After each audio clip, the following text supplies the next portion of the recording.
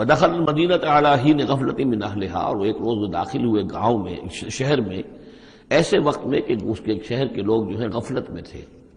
اب یہ ذہن میں رکھیے یہ محل میں رہتے ہیں، اور محل آپ کو معلوم ہے شہر سے باہر ہوتے ہیں، علیحدہ ہوتے ہیں، اور بستی جہاں پر کہ زیادہ وہ جو بھی ہے ڈاؤن ٹاؤن جسے آج کل کہا جاتا ہے، وہ ان کا شہر کا مرکزی مقام ہوگا، اور یا تو یہ کہ اعلیٰ صبح کا وقت ہوگا جبکہ ابھی لوگ بری طرح بیدار نہیں ہوئے ہیں، گھروں میں ہیں، یا یہ کہ دوپہر کا وقت ہو کہ جس میں لوگ قیلولہ کر رہے ہیں۔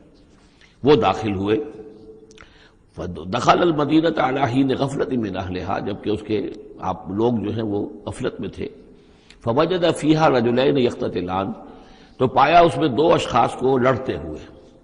ھذا من شیعتہ، یہ اس کی قوم میں سے تھا، ایک یعنی ایک تو تھا اسرائیلی، وھذا من عدوہ، اور دوسرا تھا کہ جو اس کے دشمنوں میں سے تھا یعنی وہ قبطی تھا۔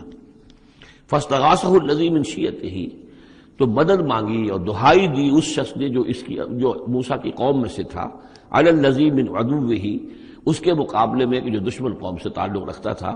فوقظہ موسیٰ، تو حضرت موسیٰ نے اس کی مدد کے لیے اقدام کیا اور ایک مکہ رسید کیا اس کو، فقضى علیہ، اور اس کا کام تمام کر دیا، اس ایک ہی ضرب سے وہ شخص ہلاک ہو گیا۔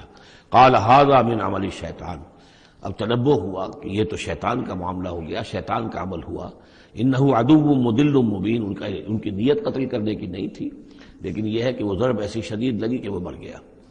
انہ یقیناً شیطان جو ہے وہ تو دشمن ہے اور گمراہ کرنے والا ہے کھلا۔